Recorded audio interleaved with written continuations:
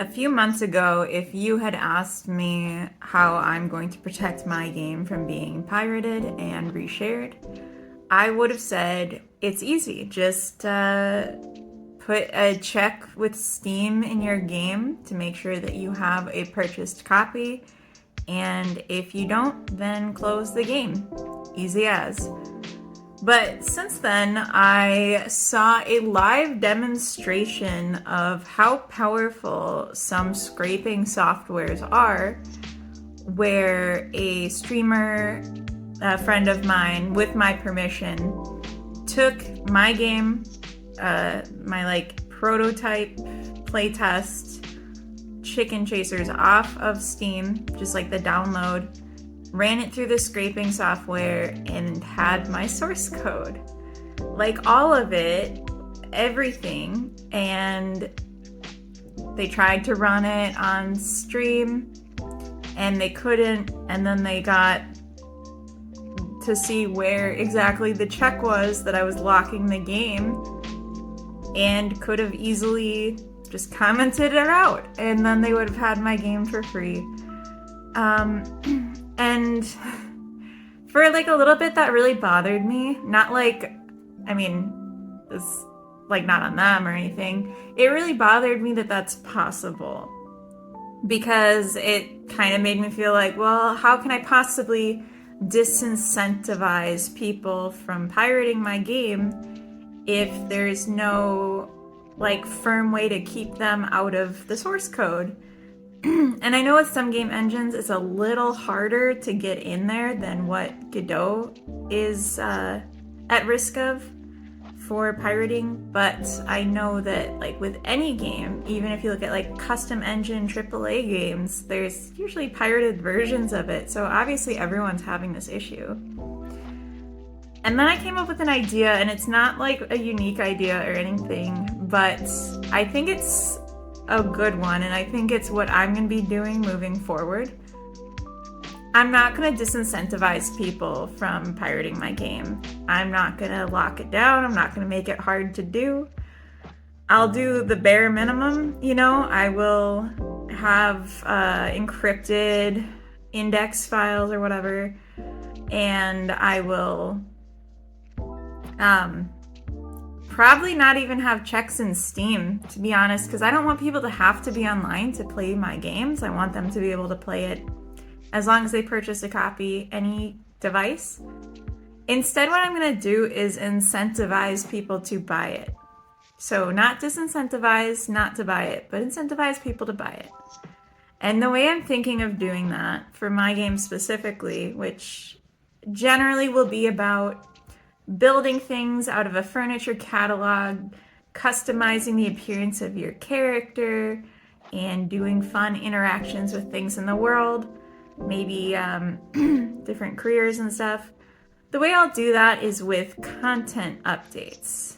So the idea being that if someone's playing my game and they're enjoying it, and then there's a content update, they have to wait for the pirate to download the content update and then upload it to the site.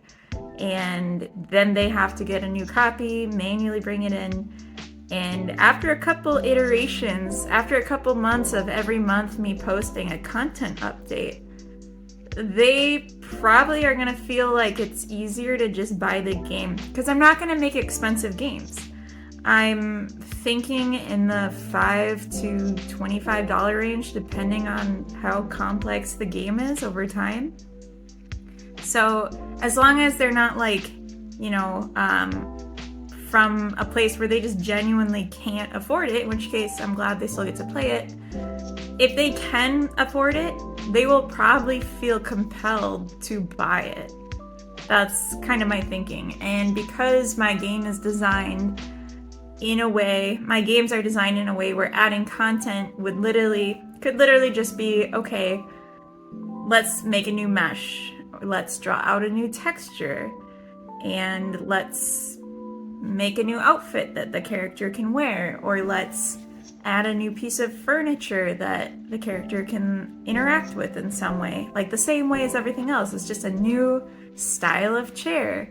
or a new, I don't know, rabbit hole career or something that's just text-based. And in that way, I'm adding more content over time that just like increases the value for everyone of my game and just will make people feel, hopefully, like it's worth paying the $5 or whatever for my game so that they get all the updates right away and it doesn't damage their save file. They get to contact me directly if there's problems, and they get to interact with a community that I'm hoping will form around sharing content that they are adding as they play the game, essentially. Not like custom content. I might do that at some point, but I'm thinking more like if there was like a gallery where you can share your own designs, that kind of thing.